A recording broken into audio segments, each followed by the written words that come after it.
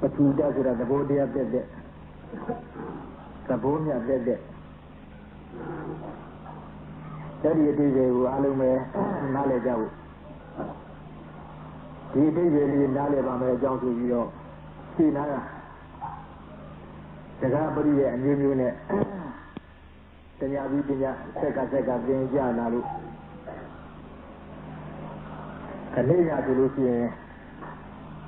ခုနှစ်ရက်ရှင်းရရှိသွားဟုတ်လားမှန်ပါရဲ့ဆရာ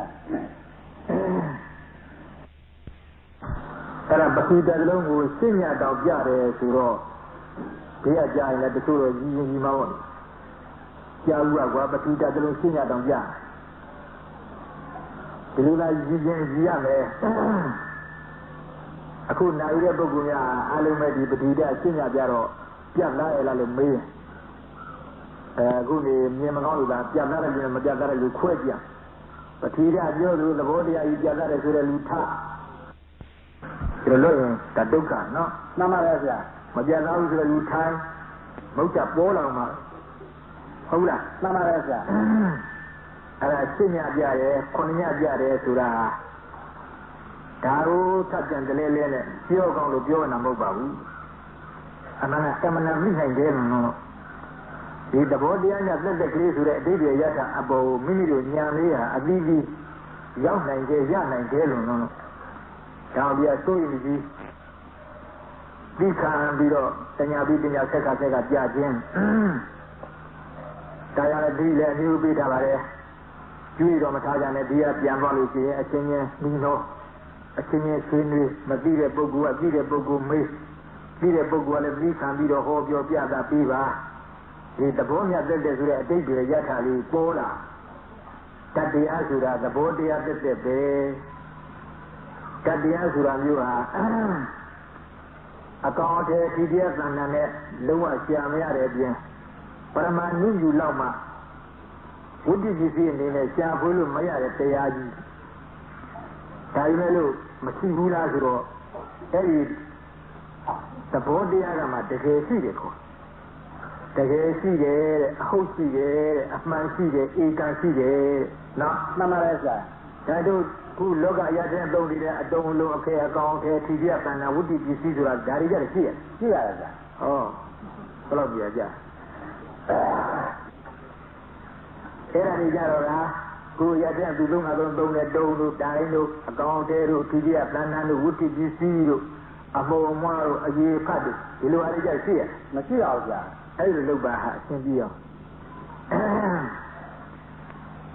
တခုအရှိပေါ့အခုမှမရှိအောင်အေးအဲ့ဒါကြီးမရှိတဲ့တရားကြီးနော်မှန်ပါရဲ့ဗျာသဘောတရားဆိုတာကမှတကယ်ရှိတဲ့တရားဒီလိုလားဒါစိတ်စေတသိက်ယုတ်နိဗ္ဗာန်ဆိုတဲ့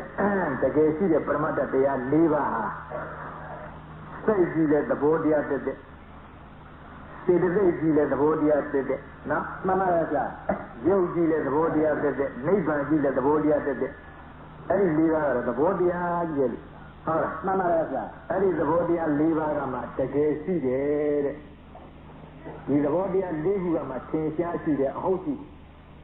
ဒီမှာကတော့အရတဲ့အတူတူငါဒီပြိထားတဲ့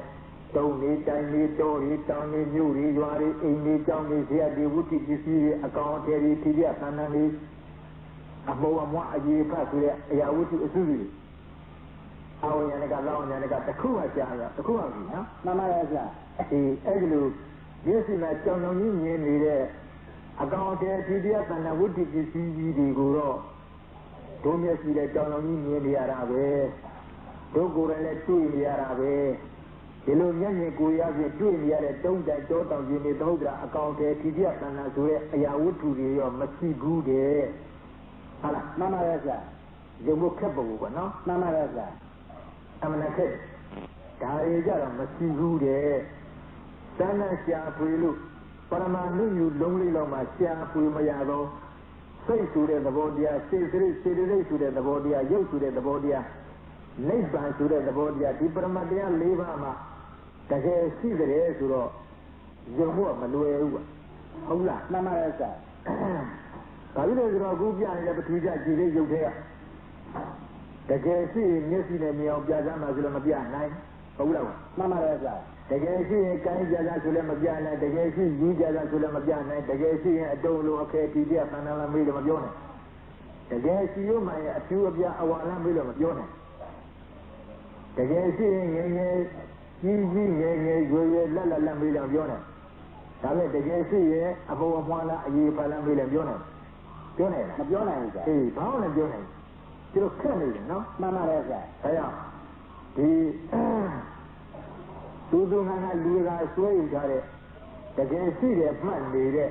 တုံးတိုင်တောတောင်ရင်းနေသမုဒ္ဒရာအကောင်အကျယ်ဒီပြတ်တန်တန်ဆိုတဲ့တပ္ပံတော်လုံးကရှိတယ်နဲ့ယူလာတဲ့ဒီအယူဝါဒကြီးကိုတော့မရှိဘူးလို့ပြောရမယ်ဘယ်တုန်းကမှတွေ့မမြင်လည်းမမြင်ဘူးတွေ့လည်းမတွေ့ဘူးကြိုက်လည်းမကြိုက်ဘူးဆိုတဲ့စိတ်စရတဲ့ယုံနိဗ္ဗာန်ဆိုတဲ့ပရမတ္တတရား၄ပါးတကယ်ရှိတယ်လို့ယူရမယ်ဆိုတော့ဟောဒီအယူနှစ်ခုကအတော့ကိုခက်သေးဘူးလားခက်ပါတော့ဆရာဒါကြီးရဲ့တွေ့ဘုရားဘာသာဗမာလူမျိုးကတော့ဘုရားတရားသံဃာယရဏများသုံးပါးယုံကြည်ကိုးစားပြီးတဲ့ပုဂ္ဂိုလ်ဆိုတော့ဘုရားနှုတ်တော်ကထုတ်ပေါ်ပြီးဟောတဲ့ဒေသနာကြီးရဲ့ဟဲ့ဆိုတော့ပေကလည်းမပေဝင်ဟုတ်လားမှန်ပါရဲ့ဆရာမယုံပဲလည်းမနေဝင်ယုံတာယုံလိုက်ရမပေပဲကနေလိုက်ရကိုယ်စိတ်ထဲတော့မပြတ်လားဒီလိုမဟုတ်လားမှန်ပါရဲ့ဆရာအေးကိုယ်စိတ်ထဲလည်းမပြတ်လားမရှင်းလင်းတဲ့ဒါကြီးလို့ရှိတယ်ဆိုတဲ့တရားလေးပါကကံကြည့်လည်းမကြည့်ယူကြည့်လည်းမရမျက်စိနဲ့ကြည့်လို့လည်းမမြင်အထူးပြအဝါမေးလည်းပြောနိုင်အတုံလုံးကဲဒီတရားကဏ္ဍမေးလည်းပြောနိုင်အဘုံမအရေးပါလည်းမေးလည်းပြောနိုင်ပေါ်လာလေးကလည်းမေးလည်းပြောနိုင်ဟုတ်လားမှန်ပါတယ်ဆရာကြီးကြီးငယ်ငယ်ရွယ်လက်လက်မေးလည်းပြောနိုင်ပြောနိုင်တာတခုမှမရှိတော့ယုံအောင်ကိုခက်လိုက်ရဲ့ဒါပေမဲ့ပိုဒီတော့ပြောငါမယုံဘူးကတော့ပြောနော်မှန်ပါတယ်ဆရာဘာလို့လဲခရ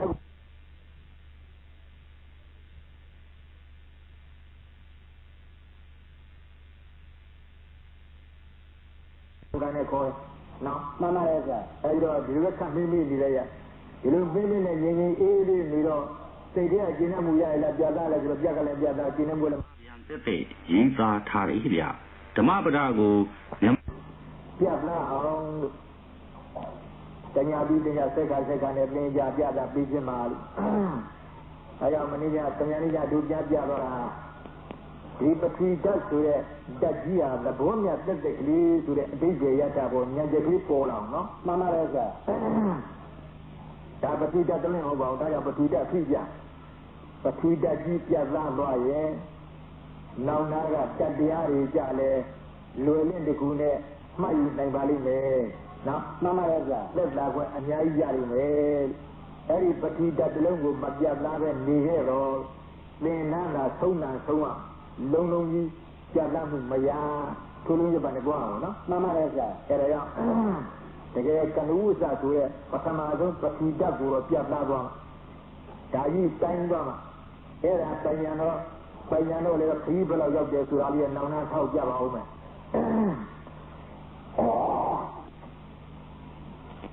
ပြီးတော့ဒီကံတရိယာတော့ပြောရအောင်မယ်ကျင်နဲ့ပတ်သက်လို့ဒါအကြောင်းကိစ္စပဲဖြစ်ဘာကြောင့်တည်းမလွတ်ကြပါနဲ့ဒီစင်းနဲ့ပိတ်တယ်နဲ့မဟုတ်တာပြောလို့တချို့လည်းပြန်ပြီးသွားကြအဲ့ဒါဘယ်သူကပြောရလဲပြောကျင်နာရဲ့ဒါချင်းပြောတယ်လို့ပြောတယ်ကြားဟုတ်လားမဟုတ်လားဆိုတော့ငါကမပြနဲ့အဲ့ဒီလိုလည်းမဝါပါနဲ့ဒါအကြောင်းဖြစ်ယုံကြည်လောက်တဲ့ပုဂ္ဂိုလ်အများမလာနိုင်ကိုရက်ွက်တဲ့လာပြီးထောက်နှမ်းဒီနာတို့သတင်းကြတယ်ပိတ်ကလာပွင့်လာလာမိလည်းမရှင်းတော့ရှင်းပါတော့ဆရာအခုတော့ဒီလိုမဟုတ်ဘူးငါကပြားနေပြီးတော့ငါကပြားကြားတဲ့စကားအဟုတ်မှပြီးတော့ကိုယ့်အချင်းနဲ့အဲဒါပြောတဲ့ပုဂ္ဂိုလ်များလည်းပြောတယ်ဒါတော့ဒီလိုမလုပ်ကြပါနဲ့ဘာအကြောင်းကိစ္စဖြစ်ဒီလိုပြနေတဲ့ရက်ထဲမှာမိုးမပြတ်လေတဲ့ဘက်နဲ့အကြောင်းကိစ္စဒီလိုတစ်ခုတော့ကိုနာပဲသတင်းကြောင်းတော့ပိတ်တယ်ဆိုတဲ့စကားကိုလည်းမတည်တဲ့နဲ့လာတယ်ခုလာကနေသတင်းဆွဲမှလည်းလာပြီးရဝင်မလေးအောင်အဲ့ဒါလေးသတိထားရအောင်ပြီးတော့ဘာဖြစ်ဖြစ်ကျန်တဲ့ကိစ္စနဲ့ပတ်သက်ပြီးတော့ပေါ်လာတဲ့သတင်းတွေလည်းကြောတောင်းပြောရတယ်လည်းကားပဲတောင်းပြပြရကြောက်ပြီးတော့မဟုတ်တာတွေလည်းပါမဟုတ်တာတွေလည်းပါဒီကသူတို့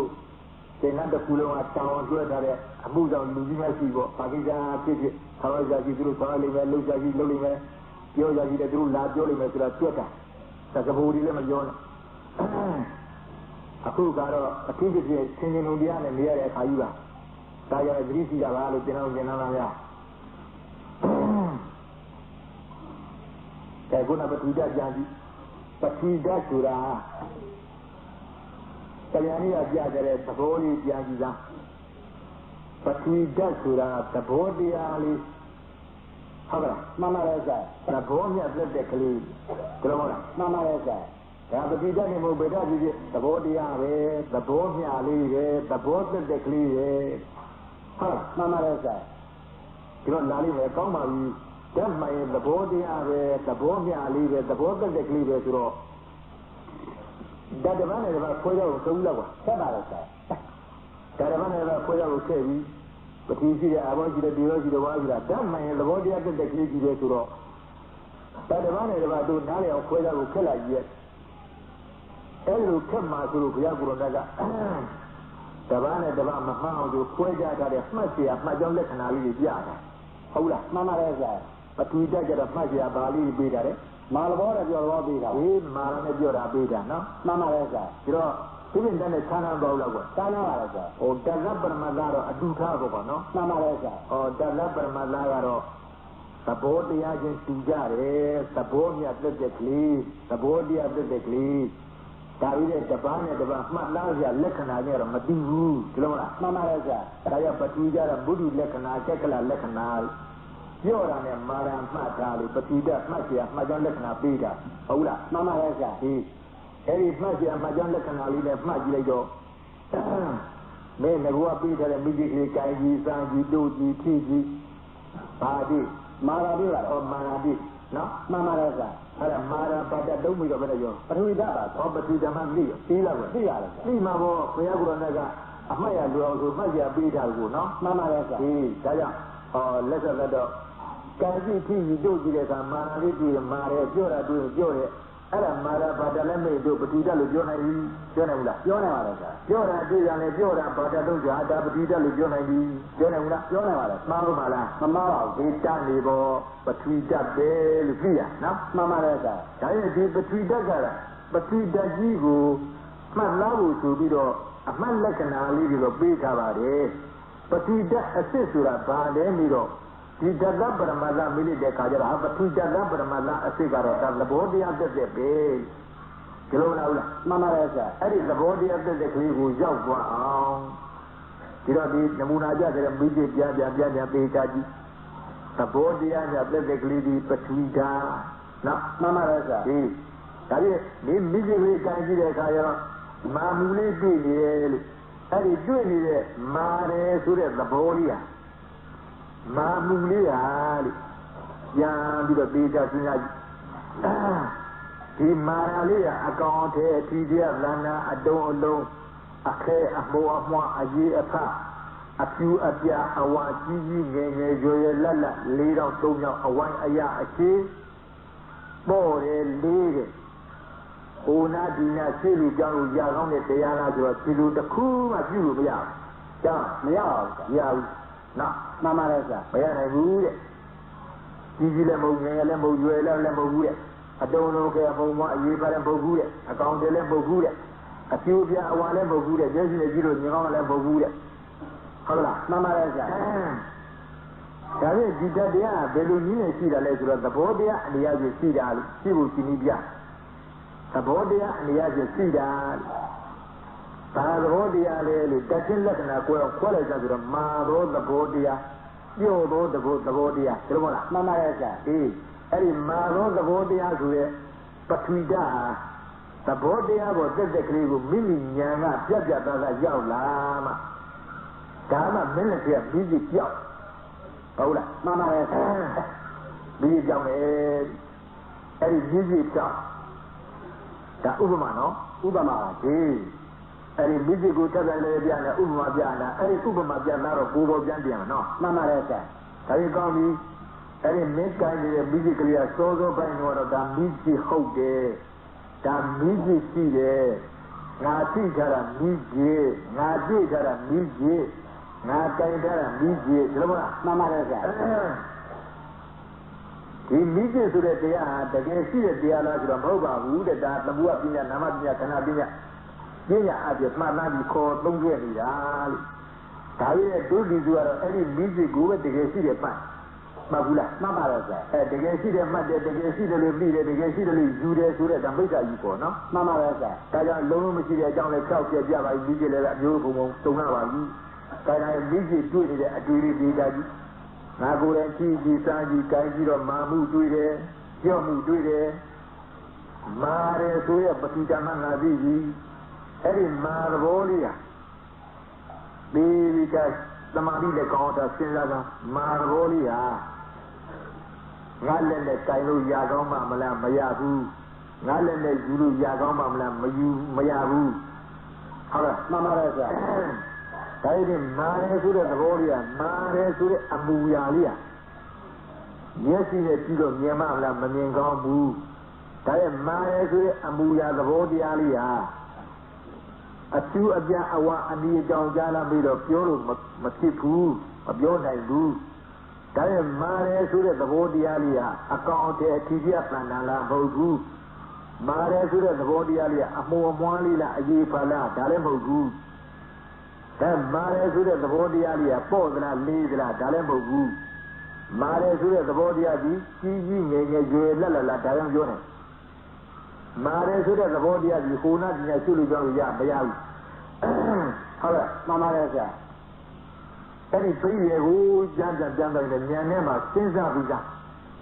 ရှိတာလည်းမှန်တာမှန်ဘူးလားမှန်ပါတယ်ဆရာ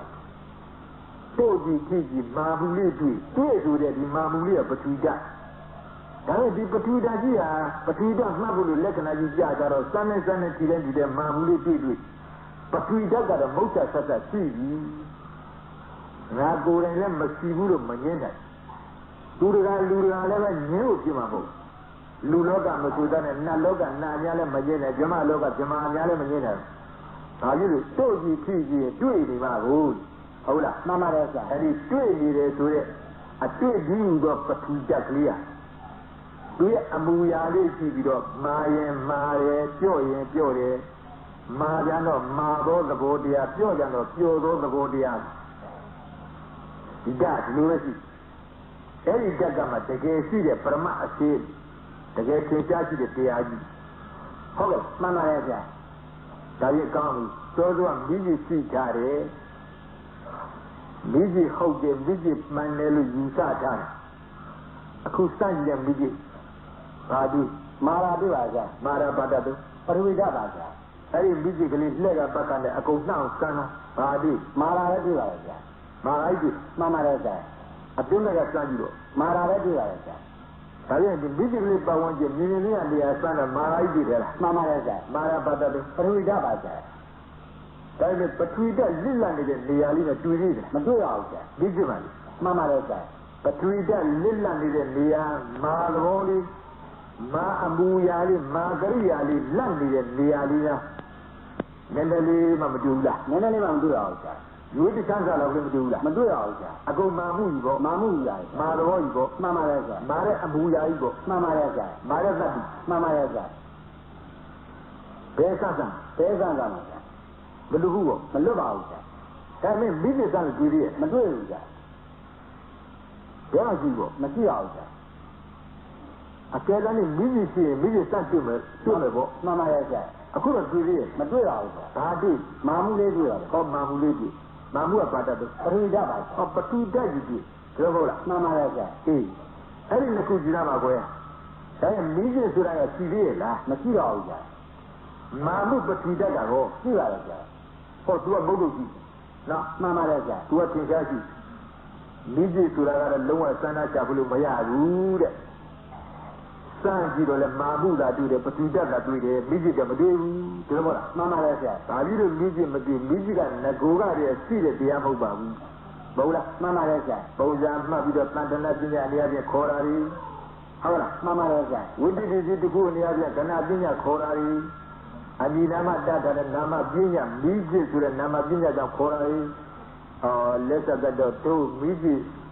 အဟုတ်ကြီးရဲ့မှန်နေခုသေးချာကြည့်တော့လေမိကြီးမှမရှိပါပဲတဲ့ဒါကြီးလို့မိကြီးတကယ်ရှိကြလို့ငါသွားစားကြည့်တယ်မိကြီးကိုမတွေ့ဘာတွေတွေ့လဲငါတကယ်တွေ့တာပထဝီဓာတ်ကြီးတွေ့ Mahu Malhoji, Tula, era del Pina e Bramaga, Piana, Mamma Resa, Pina sulle diari, Luma Machine Dea, Mamu, Madam, Mabla di Patuita di Dea, Luna, Mamma Resa, Dai Mabla di Mamuya Magia to the Patuita.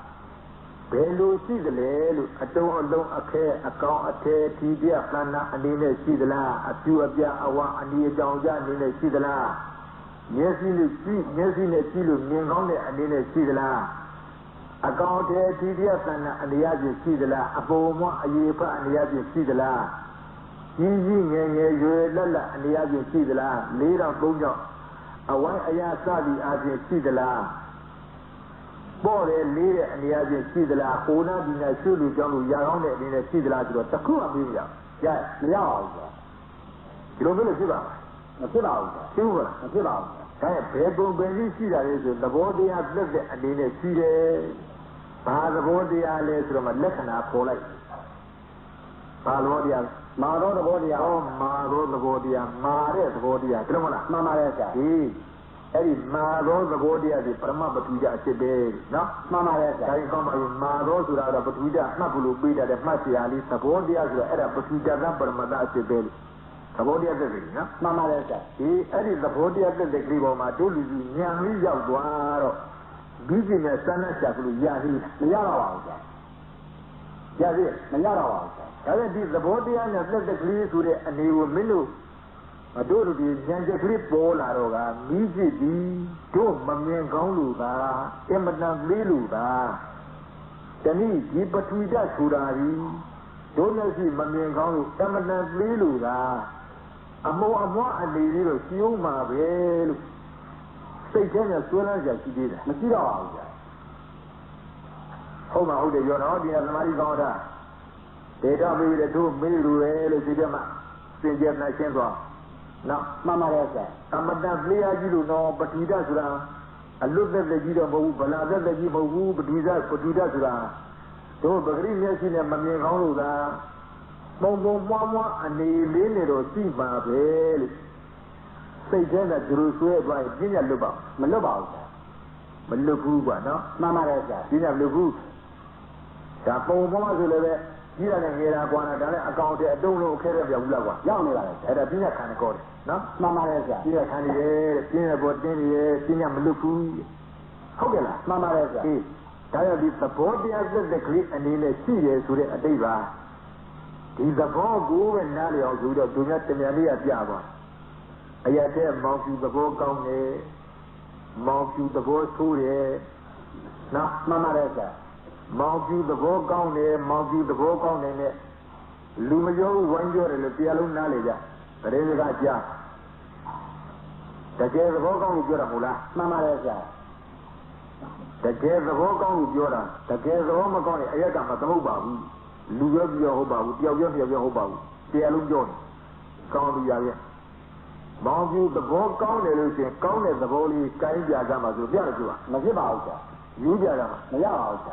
Yes, in any of the other, Monkey the broke on as the corner of the body, a few of the Awalila, Nabiona, a Cortela, a Dolo Kela, a Moamala, Mauba, a Jipala, Mauba. Using a Lala, you don't Jonas, more than a leader, you don't have a Jonas. Una, she don't Canada, Macama, yes, in a city, Ninhoy, Namia. I am Monkey the Rogan of Manila, Mamma Reza. Oh, Eragi. The Monkey the Rogan, my limp Mamma, how low, seriously. Congress with the board. Tavi, the gas you manage good attack and beat at the cool of Machina. Bellu seated the body. Bellu of Monkey,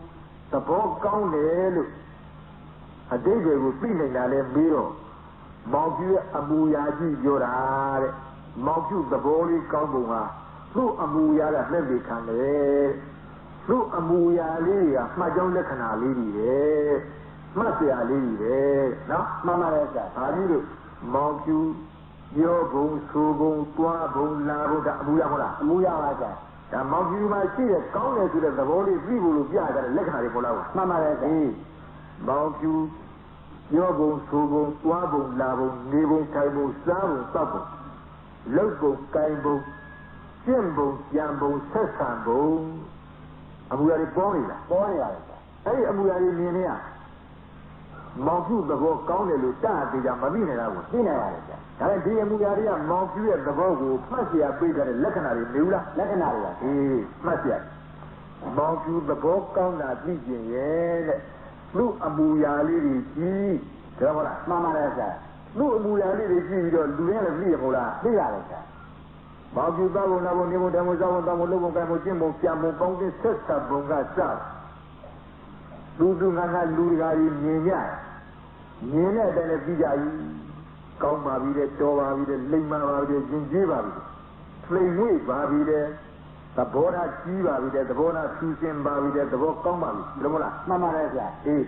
ဒါရဲ့မောင်ကျူရဲ့အပူညာလေးတွေကမောင်ကျူသဘောကောင်းတာလေးကောင်းတယ်ဆိုတဲ့သဘောသိဖို့လို့ပေးခဲ့တဲ့အမှတ်လက္ခဏာမျိုးလားမှန်ပါတယ်ဗျာမကြောင့်လက္ခဏာမှတ်ကြရည်နော်မှန်ပါတယ်ဗျာမောင်ကျူသဘောတရားသက်သက်ကြတော့အဲ့လိုအမူအရာလေးတွေပြလို့သိရတယ်ဆိုတဲ့မောင်ကျူရဲ့သဘောတရားကြတော့ကမျက်စိနဲ့မြင်လို့ဖြစ်ပါမဖြစ်ပါဘူးဗျာကံလို့ရအောင်မရပါဘူးဗျာယူလို့ရအောင်မရပါဘူးဗျာအကျိုးပြအဝါလို့ပြောနေမှာမပြောနိုင်ပါဘူးဗျာအကောင်အထည်ဒီပြမှန်တဲ့အားဖြင့်ပြောနေမှာမပြောနိုင်ပါဘူးဗျာအပေါ်ဘအရေးဖတ်တရားပြောနေမှာမပြောနိုင်ပါဘူးဗျာကြီးကြီးငယ်ငယ်ရွယ်လက်လက်တရားပြောနေမှာမပြောနိုင်ပါဘူးဗျာအပေါ်လေးတရားပြောဖြစ်ပါမဖြစ်ပါဘူးဗျာဘုရားဒီနာအခြေပြောင်းခံမခံပြောလို့ဖြစ်ပါမဖြစ်ပါဘူးဗျာဖြစ်ပြန်ဟုတ်တယ်နော်မှန်ပါတယ်ဗျာဒါရဲ့မောင်ကျူသဘောကောင်းတယ်ဆိုတဲ့ကောင်းတဲ့သဘောလေးကတို့မမြင်ကောင်းလို့သာဟောဒီမောင်ကျူကောင်းတယ်ဆိုတဲ့သဘောလေးကအစတစ်ကောင်လောက်ကြီးတဲ့နိုင်ငံခြားမှန်ဘူးနဲ့ယူကြည့်မြန်မာကလေးလို့လားအစတစ်ကောင်လောက်ကြီးတဲ့မှန်ဘူးနဲ့ယူကြည့်ဟောဒီသဘောလေးက4000လိုလို3000လိုလိုအဝိုင်းလိုလိုအရာလိုလိုဘုရားဒီမှန်ဘူးနဲ့ယူကြည့်မြင်ကောင်းပါပဲလို့ဒီလိုမြအမောအမအနေလေးနဲ့မောင်ကျူသဘောကောင်းလေးပေါ်မှာတင်းနေသေးသလားမတင်းပါဘူးကြာဘာရှိဘောဘာမှမရှိပါဘူးလုံးဝဘာမရှိမရှိပါဘူးကြာအပေါ်ဝိုင်းလောက်ရှိမရှိပါဘူးကြာအစတော့ကြီးတဲ့မှန်လို့ယူကြည့်တော့မြင်ကောင်းကိုမမြင်ကောင်းပါဘူးကြာနေရလည်းဘာမရှိဘောမရှိပါဘူးကြာဒါလည်းမောင်ကြီးသဘောကလည်းမှန်တယ်ပေါ့မှန်ပါတယ်ကြာဟောအဲ့ဒါကြီးနော်မှန်ပါတယ်ကြာအဲ့ဒါသဘောတရားသက်သက်ကြည့်အဲ့ဒါကိုဟုတ်ကဲ့မှန်ပါတယ်ကြာအဲ့ဒီသဘောတရားသက်သက်ကလေးကိုတို့လူစုကညာလေးပြတ်လာတော့ပြည့်ကြည့်တာမှသောသောကတို့ပုံစံပေးတဲ့မိจิตမာရောသဘောတရားကနေလာလိုက်မာရောသဘောတရားကြီးပရမပတိတအဲ့ဒီမာရောသဘောတရားကြီးပတိတကြီးဟာပရမအနေအားဖြင့်သဘောတရားအနေအားဖြင့်တကယ်သင်ရှားရှိတာလေမှန်တယ်ဟုတ်တယ်ဒါပေမဲ့အဲ့ဒီပတိတကြီးကြီးသွားတိုင်းကြီးခီကြီးစားကြီးတို့ကြီးခီတိုင်းတိုးတိုင်းစမ်းတိုင်းကြိုင်တိုင်းမာရမာရပြော့ရင်ပြော့တယ်ဆိုတဲ့သဘောမြတ်သက်သက်ကလေးပါလားလို့ဟုတ်လားမှန်ပါတယ်ဆရာအဲ့ဒီသဘောမြတ်သက်သက်ကလေးပါလားလို့ညာနဲ့ပေါ်တဲ့အချိန်ကျတော့ပထဝီဓာတ်ဒီအတုံးအလုံးအခဲပဲလို့စွဲကြရှိသေးသလားမရှိတော့ပါဘူးဆရာအကောင်အထည်အနေအချင်းစွဲကြရှိသေးသလားမရှိတော့ပါဘူးဆရာအမောအမွှအရေးဖတ်အနေအချင်းစွဲကြရှိသေးသလားမရှိတော့ပါဘူးဆရာအဖြူအပြန်အဝါအနေအချင်းစွဲကြရှိသေးသလားမရှိတော့ပါဘူးဆရာကြီးကြီးငယ်ငယ်ရွယ်လက်လက်အနေအချင်းစွဲကြရှိသေးသလားမရှိတော့ပါဘူးဆရာပေါ်တယ်လေးတယ်လို့စွဲကြရှိသေးသလားမရှိတော့ပါဘူးဆရာသဘောတရားသက်သက်ကလေးကနော်မှန်ပါတယ်ဆရာဘုရားဒီနာကျွလို့ကြောင်းလို့ရာကောင်းတယ်လို့စွဲကြရှိသေးမရှိတော့ဘူးဆရာအဲ့ဒီအသိဉာဏ်လေးကိုမိမိတို့ဉာဏ်နဲ့ပြတ်သားသားနားလေလာတော့ပြည့်စုံတဲ့မိကြီးမိကြီးနဲ့စားကြည့်ပြီမတွေ့ရပါဘူးဗျာရှိတယ်မရှိတော့ဘူးဗျာမာဘောရရှိတယ်ရှိရတယ်ဗျာအဲ့ဒီမာဘောရရော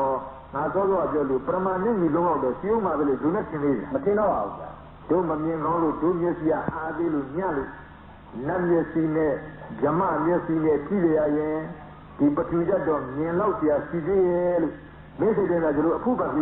ကြံနေသလားမကြံပါဘူးဗျာနတ်မျက်စိနဲ့ကြည့်လည်းမြင်ဖို့မမြင်ရပါဘူးဗျာဓမ္မမျက်စိနဲ့ကြည့်တော့မမြင်ရပါဘူးဗျာဟော Basi, Zola, Mamma Resa, I have the border here. See that? Maro the body, oh, Maro the body. Mamma, that is the body Ali Yalama, Bia, look there. No, Mamma Resa.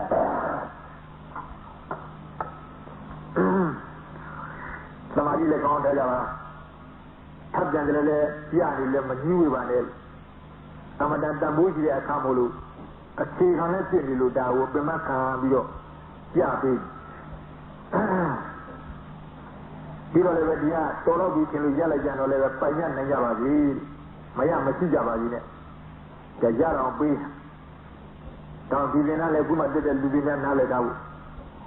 Give in a Horia Naria, said the Bobahu. I do hold one Narawa, 80 Lemara, DJ Kinjuna. Then I want to say that Google on Yavira, do the other Roma to York. You know, hold on your Naya to the and the other poor bidder in Namobao. And I'm losing Nalegao. I am buried at the now. I can't bury at the now. Now, Mamma Resa. They get down, they bury that they go out, bury that. They are the Gayadi Mayam Sigia.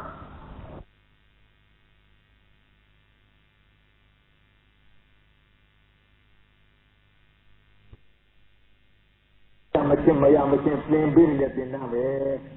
Do a woozy dungeon near the Horia Naria. Oh, yes, I'm clear that you are your body. None of the area in Navana. I came out to him, Madame, Mammy, you don't let Bima Mobile. I do let Nale, Madadu let Nale, Catina, Dele, Yahana and Nale, Saint Julian Nale, Joey, you let Nale, the Rai, Nale, here you say Nale, now I have playing the bone Nale, I do that Mania Golo. Amalio, as he is a Lena Magual. Yeah, a Kinilang Mammy.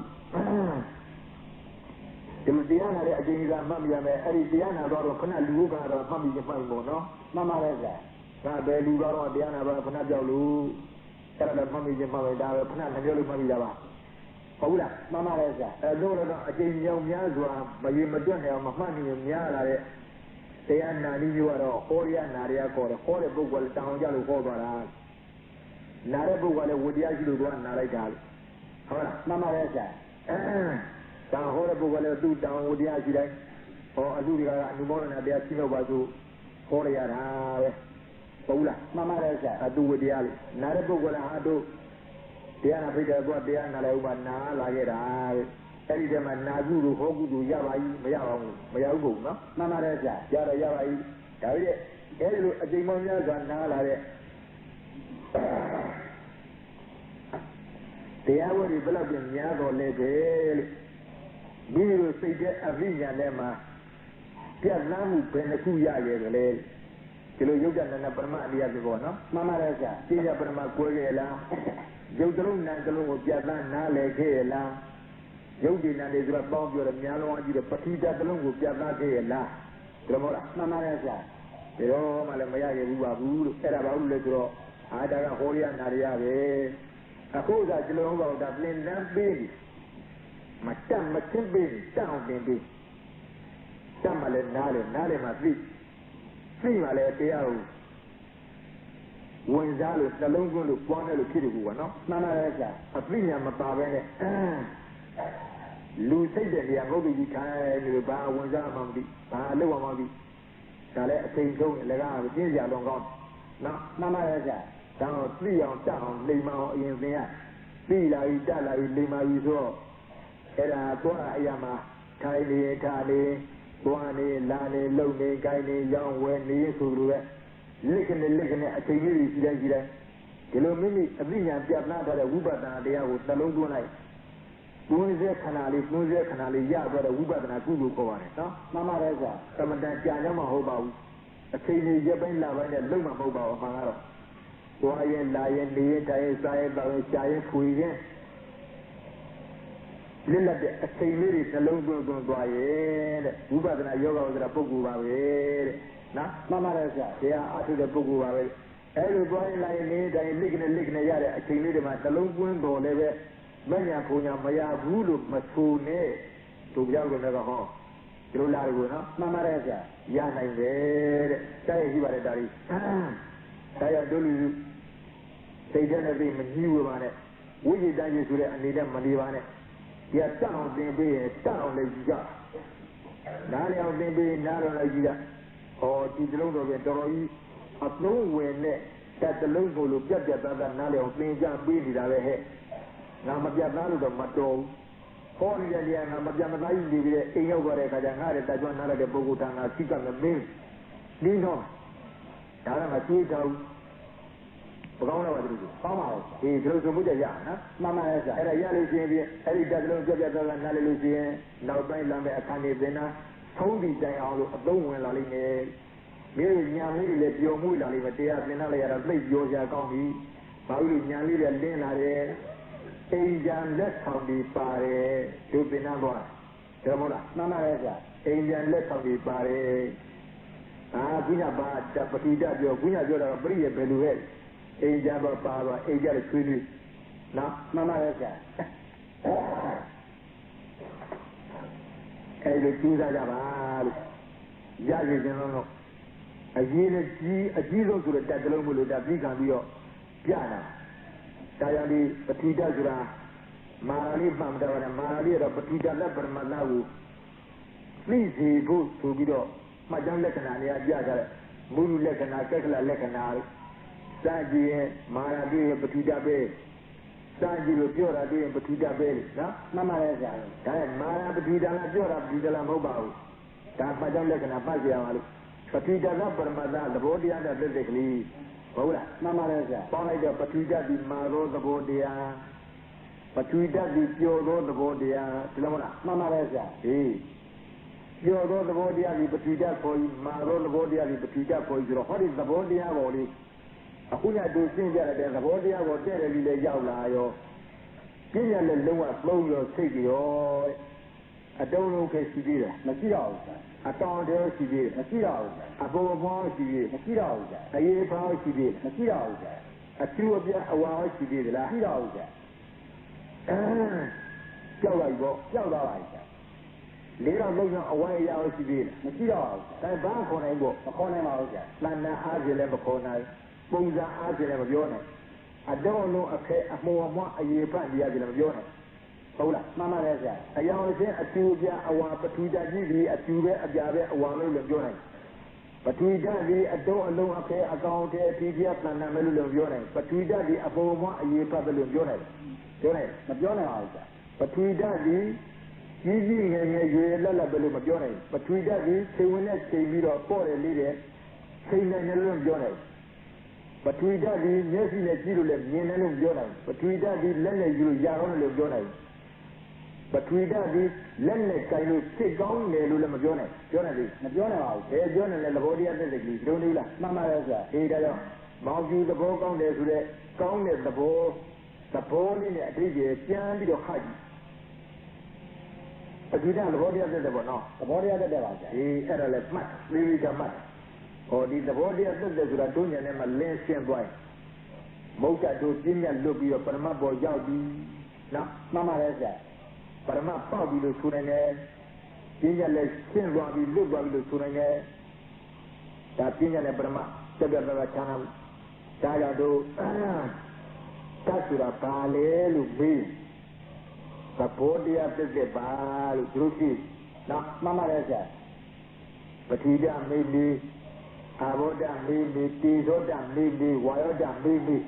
နော်မှန်ပါတယ်ဆရာတတ်ဆိုတာပါလို့သဘောတရားတက်ပါဆရာအတုံးလုံးခဲ့မဟုတ်ဘူးလားမဟုတ်ပါဘူးဆရာအကောင့်တက်မဟုတ်ဘူးလားမဟုတ်ပါဘူးဆရာအရေးခတ်မဟုတ်ဘူးလားမဟုတ်ပါဘူးဆရာအပုံမဟုတ်ဘူးလားမဟုတ်ပါဘူးဆရာအဖြူအပြအဝါမဟုတ်ဘူးလားမဟုတ်ပါဘူးဆရာကြီးကြီးငယ်ငယ်ရွယ်လက်လာမရှိဘူးလားမရှိပါဘူးဆရာအပေါ်လေးရောမရှိဘူးလားမရှိပါဘူးဆရာအတိုင်းမခံဘူးလားမခံပါဘူးဆရာအယူမခံဘူးလားမခံပါဘူးဆရာအကြည့်မခံဘူးလားမခံပါဘူးဆရာကြည့်လို့မမြင်ဘူးပေါ့မမြင်ရပါဘူးဆရာဓမ္မပရမဇာနော်မှန်ပါတယ်ဒီပတိဓမ္မပရမဇာအစစ်ဟာအကယ်လည်းမခံဘူးပေါ့မခံပါဘူးဆရာအယူလည်းမခံဘူးပေါ့မခံပါဘူးဆရာအကြည့်လည်းမခံဘူးပေါ့မခံပါဘူးဆရာအသေးပြအဝါလည်းမဟုတ်ပေါ့မဟုတ်ပါဘူးဆရာအကောင်ထဲလည်းမဟုတ်မဟုတ်ပါဘူးဆရာအတုံးလုံးကလည်းမဟုတ်မဟုတ်ပါဘူးဆရာအမော်မအရေးပါလည်းမဟုတ်မဟုတ်ပါဘူးဆရာလေးတော့လုံးရအဝါရလည်းမဟုတ်ပေါ့မဟုတ်ပါဘူးဆရာ ပေါ်တယ်လေးလည်းပြောနိုင်ပေါ့မပြောနိုင်ပါဘူးဘုရားရင်းလည်းရှိတယ်မရှိနေပြောနိုင်ပေါ့မရှိနေပါဘူးရှိတယ်ရှိရတယ်ဘယ်လိုရှိတာလဲသဘောမျှတက်တဲ့လေးရှိရတယ်ဟောသဘောမျှတက်တယ်နော်မှန်ပါတယ်ဆရာဘာသဘောနဲ့တက်တဲ့တုံးမာတော့သဘောမျှတက်တယ်ဟောမာတဲ့သဘောဒီလိုမလားမှန်ပါတယ်ဆရာမာတော့သဘောတရားလေးအေးဒါကြောင့်သမောတက္ကရာဆရာကဓာတ်ကိုမှတ်ကြမှာတဲ့ဓာတ်ဆိုတာအထင်ကြီးမလွဲကြပါနဲ့နော်မှန်ပါတယ်ဆရာထင်ရှားရှိတဲ့တကယ်ရှိတဲ့ပရမတ်အစစ်ဖြစ်သောဘာဗျာကိုရောများခေါ်တော်မူတဲ့ပထဝီဓာတ်ကြီးကိုဒီလိုမှတ်ကြမှာတဲ့ဒီလိုမှတက္ကရာဆရာပြောတာနော်မှန်ပါတယ်ဆရာသမောတက္ကရာတက္ကရာဆရာဆိုတာလည်းပဲသူတို့ကလေးကမှတ်မိကြတယ်နော်ဗုဒ္ဓမတင်ကြီးခေါ်တယ်ဗုဒ္ဓမတင်ကြီးဆိုတာဒီကောင်ကဘုရားအလိုတော်ပြည့်တဲ့ပုဂ္ဂိုလ်တဲ့တက္ကရာဆရာဆိုတာနော်မှန်ပါတယ်ဆရာဘုရားအလိုတော်ပြည့်တဲ့ပုဂ္ဂိုလ်တဲ့ဘယ်လိုလိုတော်ပြည့်ညစွာပြကိုရောနဲ့ကတထွာဟောသွားရဲ့တဲ့အကျင့်ကနော်မှန်ပါတယ်ဆရာဘုရားအလိုတော်ကဒီလိုအလိုရှိတယ်လို့အတိတ်ရဲ့အကျယ်ဝေဖန်နေတဲ့ပုဂ္ဂိုလ်တွေခေါ်တယ်ယဟန္တာကြီးနော်မှန်ပါတယ်ဆရာပဋိသမိတပတ္တယဟန္တာကြီးတွေတဲ့၆လပညာယဟန္တာကြီးတွေဘုရားဟောသွားတဲ့ပါဠိတော်ကိုရောနဲ့ကတော့အကျဉ်းဆုံးဟောသွားအဲ့ဒီအကျဉ်းဆုံးဟောသွားတဲ့ပါဠိတော်စကားကိုမတို့ကလူကနားလည်အောင်ဆိုတော့အကျယ်ဝေဖန်ပြီးတော့ပြသူတို့အကျယ်ဝေဖန်ကြတာကသူတော်နဲ့ကြည့်တော့ဟုတ်ပါဘူးလေဘုရားအလိုကြဘုရားအလိုသူတို့သိတယ်ဘုရားဒီနေ့ငါကျင်းဟောသွားတယ်ကျင်းဟောလို့ချင်းဘယ်လိုဟောရမလဲဘယ်အိဗယ်ငါလူဟောသွားတာဆိုတာသူတို့ကဘုရားအလိုတော်သိတယ်ဗုဒ္ဓမတင်ညူကျမ်းကြီးလိမ္မာတက္ကရာဆရာကြီးနော်မှန်ပါတယ်ဆရာဒါပဋိသန္ဓေပတ္တသလပညာဆိုတဲ့ယဟန္တာကြီးအဲ့ဒီပုဂ္ဂိုလ်ကြီးဖွဲ့သွားတဲ့တက္ကရာပါလို့ဒါရဲ့သမောတက္ကရာဆိုတော့တို့ရှင်ဘုရားဖွင့်တဲ့တက္ကရာပါပဲရှင်ဘုရားဖွင့်တော့အရှင်ဘုရားပုဂ္ဂိုလ်ရှင်ပဲသလပညာပဋိသန္ဓေပတ္တယဟန္တာမှာဟုတ်ပါဘူးတဲ့ရှင်ဘုရားကိုယ်တိုင်ကလည်းပဲရှင်းဗုဒ္ဓမတင်ညူကျမ်းကြီးဆရာကြီးတွေဖွင့်သွားတဲ့တက္ကရာတွေကြည့်ပြီးတော့အကျင့်ပြန်ပြီးတော့စီကုန်းသွားတာပါလို့သလုံးမလွဲပါဘူးနော်မှန်ပါတယ်ဆရာဒါကြောင့်ဗုဒ္ဓမတင်ညူကျမ်းကြီးလိမ္မာယဟန္တာအရှင်ဖြစ်တော်မူကြတဲ့တက္ကရာဆရာကြီးဖွင့်ဆိုသွားတဲ့ဘုရားအလိုတော်ကြသောသောလည်းတို့ဒီပထဝီဓာတ်ကိုခြေးပွားပြီးတော့ပြနေတယ်ပြလာအခုလည်းအထောက်အထားလာရအနေအချင်းအာဂုံပါဠိရှိကြမလို့ဒါကြောင့်တက္ကရာဆရာကြီးအနေအချင်းဓာတ်ဆိုတာတခြားမှတ်လေသဘောတရားလို့မှတ်ပါနော်မှန်ပါရဲ့ဆရာသဘောတရားကိုဓာတ်လို့မှတ်ပါဓာတ်ဆိုတာသဘောတရားပါပဲတဲ့ဟုတ်လားမှန်ပါရဲ့ဆရာဒါပေမဲ့ဒီသဘောတရားကသဘောတရားဆိုတာဟုတ်ပါပြီသဘောတရားဆိုတာဓာတ်ဆိုတာဟုတ်ပါပြီဓာတ်ဆိုတာသဘောတရားဆိုတာနားလည်ပါအဲ့ဒီသဘောတရားဘယ်လိုမှမှာတော့ဘာတော့ပြီးတော့လုံရလို့မှတ်လိုက်ပါတဲ့နော်မှန်ပါတယ်ဆရာလုံရလို့မှတ်လိုက်ပါဆိုတော့ဓာတ်ဆိုတာသဘောတရားလို့မှတ်ပါအဲ့ဒီသဘောတရားကဘယ်လိုမှတ်မှာတော့ဆိုတော့ဒီသဘောတရားသက်သက်ကလေးကိုလုံရလို့မှတ်ပါဟုတ်လားမှန်ပါတယ်ဆရာလုံရလို့မှတ်ပါစကားသေချာမှတ်သမာဓိကောင်းတာဓာတ်ဆိုတာသဘောတရားလို့မှတ်လိုက်ပါအဲ့ဒီသဘောတရားကိုဘယ်လိုမှတ်ဒီသဘောတရားကိုလုံရလို့မှတ်လိုက်ပါလုံညဆိုတာတခြားပါလုံညကရာလုံရစိတ်ချင်းအတဲ့ပေါ်ပါလုံညကရာပါတဲ့ကြောင့်ကနောက်ကညာကြီးနဲ့လုံညနော်မှန်ပါရဲ့ဆရာအဲဒီတိကတော်ကလာတဲ့ပါဠိလုံညကိုပဲလောရဆရာများကယူပြီးတော့ကဏ္ဍပြကြတဲ့ပွင့်တာလုံညတော့ဟိုကြတာအမြင်ကြောင်းနော်မှန်ပါရဲ့ဆရာဒီတော့ပါဠိတော်ရတော့ပါဠိတဲ့နေကတော့လုံညဟာအဲ့ဒီမှာနေတော့လုံညလှတဲ့ကြောင်းတိုင်းနောက်ကညာကြီးလေကွာနော်မှန်ပါတယ်ဆရာအဲ့ဒီပါဠိထဲမှာနေတဲ့လုံညကရာကိုသင်္ချာအရာမှာယူသုံးတာတော့ဟိုကြတော့ဒီလိုမဟုတ်နှာကြီးတဲ့ဒီကောင်းမကင်ပါနောက်ကညာကြီးလည်းမရှိပါဘူးဘယ်နဲ့လောက်တာဝါလုံးကြီးတာအေးဝါလုံးကြီးတာဟိုကြတော့လူကြီးကဒါလုံညနော်မှန်ပါတယ်ဆရာဒီအဲ့ဒီလုံညနေတာကြီးတို့ပါဠိလိုလာတဲ့လုံညမှာအခုပြောသွားတဲ့ဓာတ်ကိုသဘောတရားလို့မှတ်ပါသဘောတရားကိုလုံညလို့မှတ်ပါဆိုတော့ကောင်းပါပြီလုံညအတိတ်ကဘာလဲဆိုတော့လုံရင်းစိတ်ချင်းဟောပါတယ်နော်မှန်ပါတယ်ဆရာလုံရင်းစိတ်ချင်းဟောပါတယ်ဆိုတဲ့အတိတ်ကိုပေါ်လွန်ပြောတတ်ပြီတော့သင်္ချာအရာယူသုံးတဲ့လုံညသိတတ်ကြည်လားကျောင်းသမီးအလဲကောင်မှာလုံညတစ်လုံးနဲ့ရေးထားရင် တန်ဖိုးဘယ်လောက်ကြီးဘာမှမရှိဘူးလားဒါရှိလားမရှိအောင်အရေးတော့ဘယ်လောက်ထွက်ဘာမှမထွက်ပါဘူးဘာမှထွက်ဘူးမထွက်ပါဘူးဒါဥဒိတိကြီးမှကြားရဘူးပေါ့မရပါဘူးအရေးတော့ဘာမှမရှိဘူးမရှိပါဘူးတန်ဖိုးလည်းမရှိပေါ့မရှိပါဘူးဒါအဲ့ဒီ3ညရှိရနေတော့ပြစ်ကလေးပွားထားလိုက်ဒါဖြစ်ပါ30ဖြစ်ပါ10ခုအရေးအတွက်ဟောပြန်ပေါ့အနေဟောနိုင်လားနော်မှန်ပါတော့ဆရာဒီကိုဒီသားတွေထွက်လာပြီလားထွက်လာပါဘူးဆရာရှင်းကနှစ်ကလေးတက်လိုက်တော့20ဖြစ်တော့3လေးတက်တော့30ဖြစ်တော့4လေးတက်တော့40ပါဒီကွာတက်တဲ့ပေါ့နော်မှန်ပါတော့ဆရာဟောတန်ဖို့တွေထွက်လာပြီလားထွက်လာပါအတိတ်တွေထွက်လာပြီလားထွက်လာပါဆရာဒီကိုဒီသားတွေထွက်လာပြီလားထွက်လာပါဆရာပြီးစရတက်တဲ့1တွေ2တွေ3တွေ4တွေ5တွေထုတ်လိုက်တာဘာကြီးလဲ3ညရှိတာ3ညရှိတော့တန်ဖို့ပါအတွက်ဘာမှမထွက်ဘူးဘာတိတွေအတွက်ဘာဒိဋ္ဌာမထွက်ဘူးဘာဝိတ္တိကြီးအတွက်ဘာမှမထွက်ဘူးဘာနဲ့ဆန်းနဲ့တန်ဖို့မရဘူးပေါ့မရအောင်ဟောသုံးရစရက်လေးရောက်ပါနော်မှန်ပါတယ်ဆရာအဲ့ဒီလိုဘာမှအတိတ်တွေမရှိစမ်းကရှာဖွေလို့မရတာလုံးနေစိတ်တွေကောနော်မှန်ပါတယ်ဆရာကုသေချာကြီးတတ်ဆိုတာတဲ့သဘောတရားတက်တယ်တဲ့ဟုတ်လားမှန်ပါတယ်ဆရာတတ်ဆိုတာသဘောတရားတက်တယ်ပဲဒါအဲ့ဒီသဘောတရားတက်တဲ့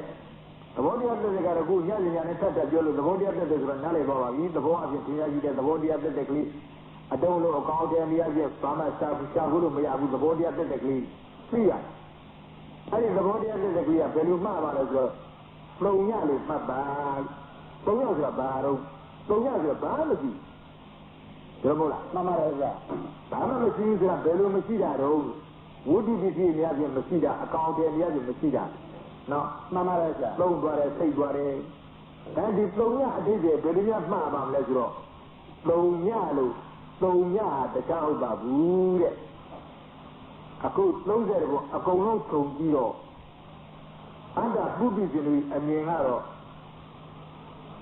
ဒါပုဂ္ဂိုလ်တွေဒါသရဝါတွေဒါအသက်လိပ်ရဒါအကောင်တွေဒါအတိပြဆံတယ်ဒီလိုကျွမ်းမှန်ဟုတ်ဘူးလားမှတ်ပါတယ်ဆရာလောကတော့မြတ်စွာဘုရားကုဏသမုဒိသေချာအရာများဟောတယ်လတ္တလောကသင်္ခါရလောကဩကတလောကသတ္တလောကဆိုတာလတ္တဝအဓိကထားဟောတာလူလောကနာလောကဇမလောကသုံးပုံသူသုံးပုံသားနော်မှန်ပါတယ်ဆရာကာမဤပါအာဤပါဘဝသုံးတာဘုံတို့ကပျော်မှုနေကြတယ်သင်္ချာဖြစ်ပေါ်နေတဲ့သတ္တဝါတွေသတ္တလောကခေါ်ဟုတ်လားမှန်ပါတယ်ဆရာအဲ့ဒီသတ္တဝါတွေကိုဉာဏ်ဉာဏ်မျက်စိလုံးလုံးမရှိကြတဲ့အန္တပုထုရှင်သူကပုထုရှင်တွေကရှိတယ်လို့မယူတာယူရတယ်ဆရာ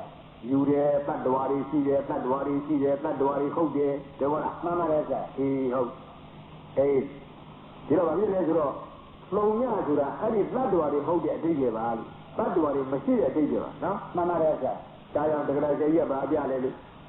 သမာဓိတကောင်းတာ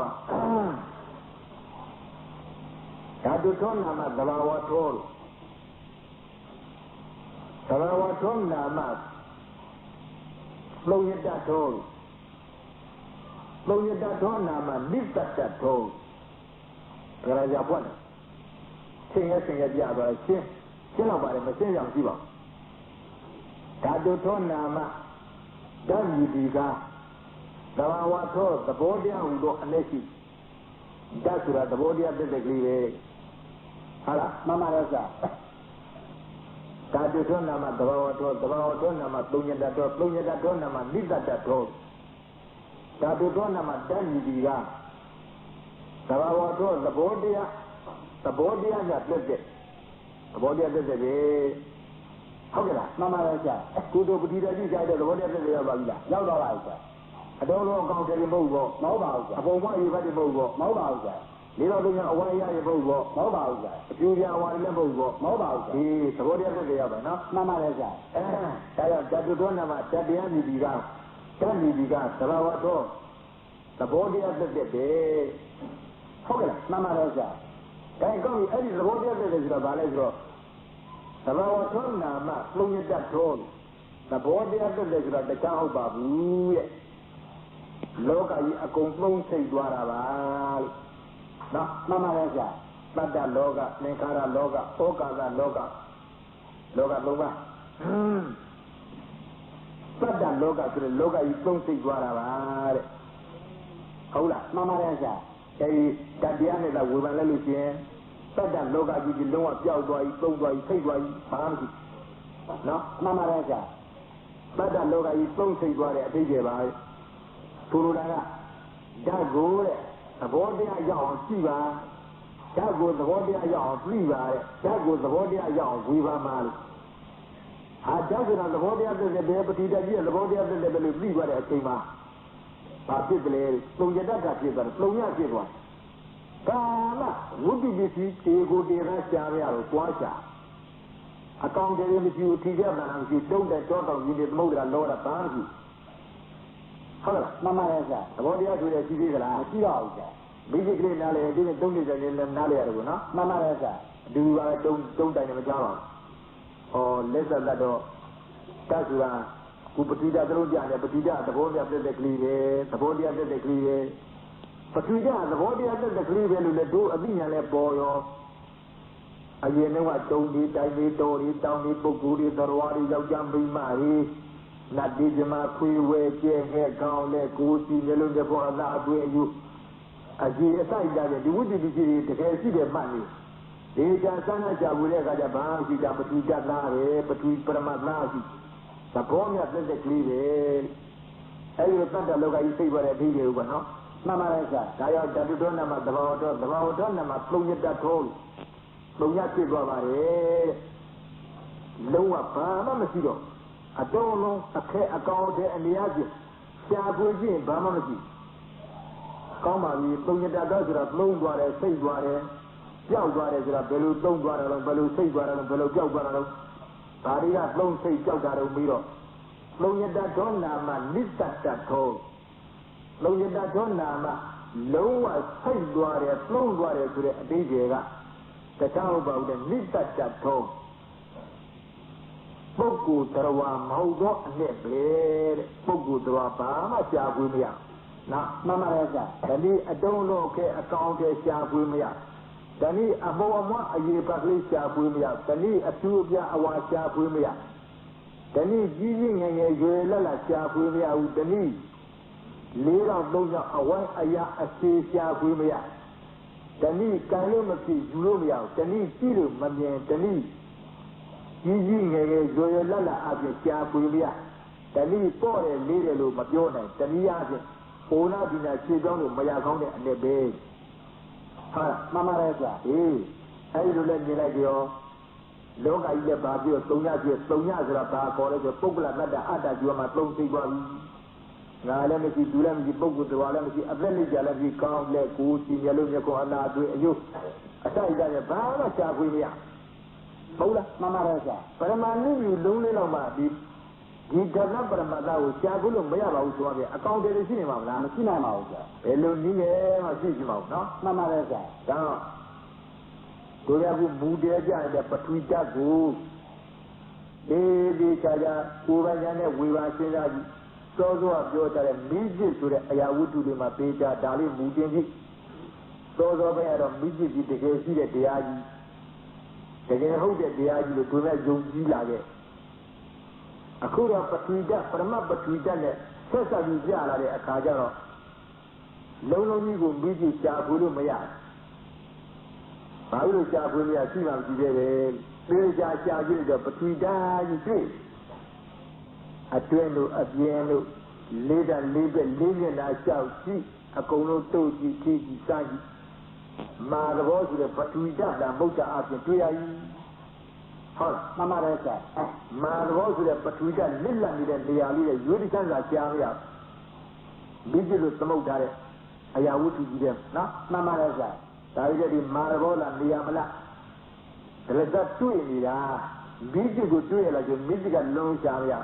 တွေ့ရမတွေ့ရဘူးကွာဘာလို့မတွေ့မရှိတော့ပါမိจิตကမရှိတဲ့တရားကိုသိတွေ့မလားမှန်ပါတယ်ကွာအခုတော့မာရဘောဆိုတော့ပထူတာကြီးတော့တကယ်ရှိတယ်မဟုတ်လားတကယ်ရှိပါတယ်တကယ်ရှိလို့ပဲမလွတ်တမ်းတွေ့ရပေါ့ဒါကြောင့်မိจิตမှာမာရဘောဆိုတဲ့ပထူတာကပရမတ္တလွတ်လပ်တဲ့နေရာလေးကတဝေရတခြင်းသာရှားမရပါဘူးဟုတ်လားမှန်ပါတယ်ဆရာပထဝီဓာတ်ဒါဖြင့်ပထဝီဓာတ်တော့ဘုရားဆိုတာအမှန်တွေ့နေပေါ့တွေ့နေတဲ့ပထဝီဓာတ်နဲ့ပရမတ္တပြေးပြေးချာကြည့်ကြတော့လက်ရှိနဲ့ကြည့်လို့မမြင်ကောင်းလက်နဲ့ကိုင်းလို့မရလက်နဲ့ယူလို့မရ a few of ya a while of your night, a don't know a pay a call to of your night, a year above 1 year of your night. Using a year lella and years of your night. Later of a white a year a year of your night. Boy, a leader of your night. Mama Rosa, Ona Dinala, a series of Macan. Belusi, she needed a conya in a Yami Togato, the body of the Anina Sida. Mama Rosa, the body of the Anina Sida, Korea. So you are that Datutonama, Sawawa, Tor to the Palina Kaya. Datutonama, but we got you, the Sawawa, Tor, the body of the Declay. Mama Rosa. Patwida, Mara, Amuya Lima, Mamu to the body Lima, a container Shayadi, I don't know your Shayadi, a few of your Shayadi, a more Shayadi, a year by Shayadi, Lila Luna away Shayadi, yeah, Mama. Mare to the body of the Virina, Mama Reza. Count the cool senior Lucia Villa, Azabi, a year Shayari, a count a Shayari, Yogami Mashayari, Pogu Drawao, Machia, Nabi Mario, Machia, who would be getting Medio, Machia, I don't and don't on you in the ground, Machia, Hajayo, Mare to the body of Virina, Mama Reza. Mama Sharia, go a Saturday down here and there's a Mamma you of Mingoma, Mamma. I look at a Mamma Mingona. You the Raja, Green County, the Duman down in Yamaduga, they might be a side and nothing other than do that. Live your king and a single and yin and do that. They must say you give a never seen a given Mia, I never seen a given Mungo, I never see the Senator Tobio. The go everywhere, the Jammy and yesterday. The Jammy machine and Nada uses in a material, no? Mama Reza, Sada and the door TV note. You message Nada uses the town song, the Jammy a poor missing cough. No, Mama Reza. The Jammy message at Tavonia, the Lagina, the Jamari message a kilo, and the hour. He put it on you go, and the hour. Ningosia, Ayauti, Bishi, Nala. I don't know if you for one you give up you. I call there to be a you. However, Mamma Reza, a few years one of you, that you already have about. Taya, leaders in a GG, members in a GG, brothers in a GG. Say you are leader, now go on leader, then a opinion in a GG. You know, and you know, they're on, you know. Turning on the body of the decree. Mama Reza. He doesn't that you don't know about all. That you don't know about Tatiani, you got about all the body of the day. No, Mama Reza, the body of the decree. And if the body of the decree are Balin and Miro, the Bawaton, I'm not doing that door, Haploya, or the body of you. So we are to the Bamasi. Bamasi. Hogala, Mama Reza. And if Loya Bamasi is a very Mishida, Bamida with a Sloyan that don't know, live back that home. Sloyan that don't know, Bama must be Sloyan and their water, Sloyan that and their bee. Live back that door, Pogola, not the other, you are Bama Machine. Bogu Trawan, the one, Shamia, Sayal. Now, Mama Reza, the Lozra Mimiji, Machia, eh, Taya, the Motogracia, Mijara Muya, but we got you, Bulam, but I say there a physically a job, the design that Yami Singapore. Now, Mama Reza, Kenya Burma Cueva, Kenya Burma Channel, Quest a video come up, but we got not Burma with Yaji, Toji, TV, Sagi, Toya, Mamu, the Holy Marvel, Mara, Mara, but we got. But we don't know the A, but we got a count there, don't know, a TDF and a Hogula, a Tujawa Hogula. I don't know care Hogla, a Boma, a Yepa Hogla, Jing, and you Lala Hogla. Later, looking away, I say Hogla, just to say, Hogu, Sudan. Machine Barrow, the body of the in a city. Hogla, Mama Reza, the body of the and in a city to the Pija, Peluni, the Lel. Tarasia Mijaja, Piamino, Wivano, Tadutona, the Bawator, or Tarasia, what? People to the year down about the body of the Clear. That's the body of the degree of the body with the Bawaton, I'm flowing that one, I'm flowing out, and the body of the Bana. I don't know what did you see me as yet. ရှားပွေမရလို့သုံးသွားတဲ့အနဲ့စိတ်သွားတဲ့အနဲ့ခေါ်ထားတာနော်မှန်ပါတယ်ဆရာဒါနဲ့သုံးညတ်တဲ့အနဲ့ကဘာလို့ဆိုတော့သုံးညတ်တော်နာမှာလိတ္တတတော်သုံးညသုံးသွားတဲ့စိတ်သွားတဲ့ဆိုတော့ကွာလုံးလို့ရော30ဘုံလူတွေနဲ့ဒီမှာလေးခွေဝဲကျက်ငဲ့လာဝညာနဲ့ကလက်ရှိတော်ဝါရီအဝညာနဲ့ကတော့တောင်ကြီးနေသမုဒ္ဒရာဆက်ကြောင်တော့လောတာလေးလာနက်ကတာဆိုတဲ့ဘုံဒီဗိမာန်နေနဲ့တကွလက်ရှိလက်မဲ့အကုန်သုံးသွားခြင်းဒီနိတ္တတနဲ့ပဲ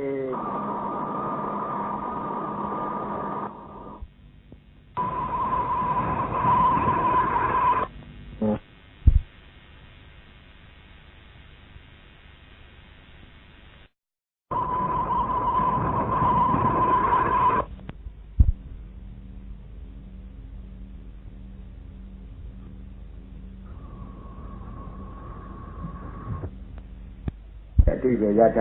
ပြတ်ပြတ်သားသားနားလည်အောင်သင်ကြားပြတာပြီးတတ်မြောက်လိမ္မာလာတော့ဒါပညာပဲဒါပရမပဲလို့ပြတ်ပြတ်သားသားနာ